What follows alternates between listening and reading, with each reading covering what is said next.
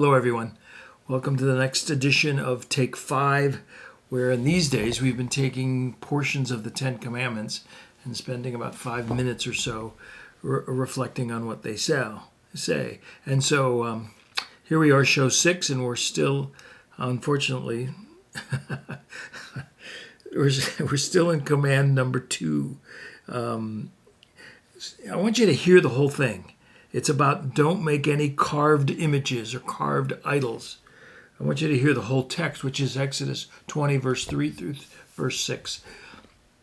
I did a little reading, even from some Hebrew Jewish scholars on this, and got some insight that I want to relate to you in a moment. But let me just read to you the text.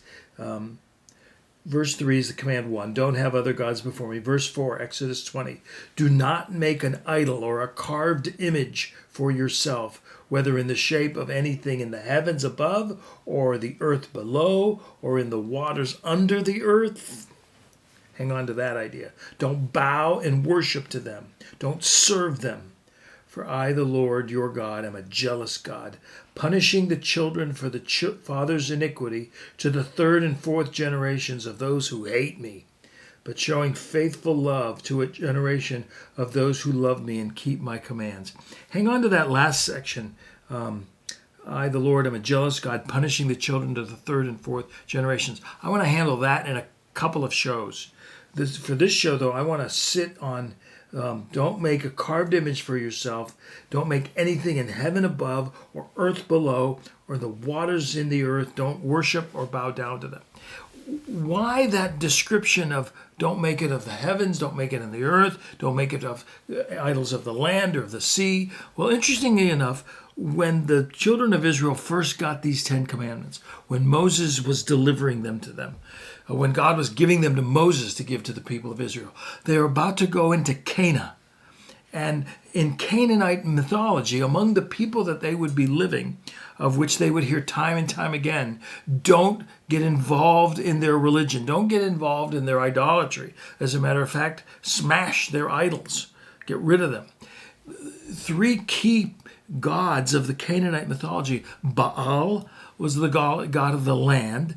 Yam was the god of the sea, and Mot was the god of the underworld.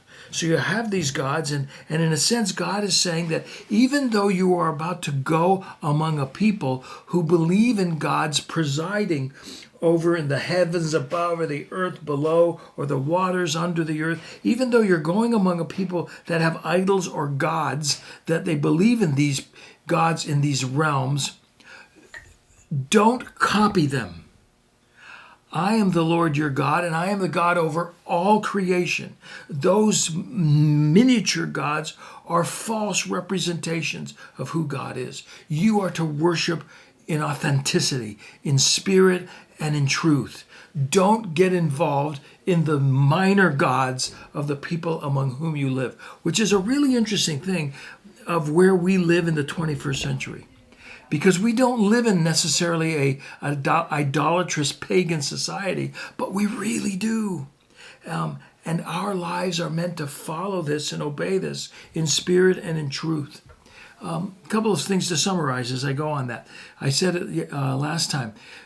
John Calvin said that our hearts are idol factories. Oh, how we produce idols really, really well. And the idols can be sex or entertainment or technology or our cars or our children even. We can turn anything into an idol. But our hearts are idol factories. In other words, the real problem, it's not the sex or the technology or the TVs or the cars. The real problem is our hearts. That's where idolatry comes from. And that's where it has to stop. How often in Scripture we hear, create in me a clean heart, O Lord. Or we're told, guard your hearts. Our hearts love to make things that we can see and hold and control and turn them into our gods. We love to make things that we can find value in and make them our gods because they make us look better. You are not to have false gods before me.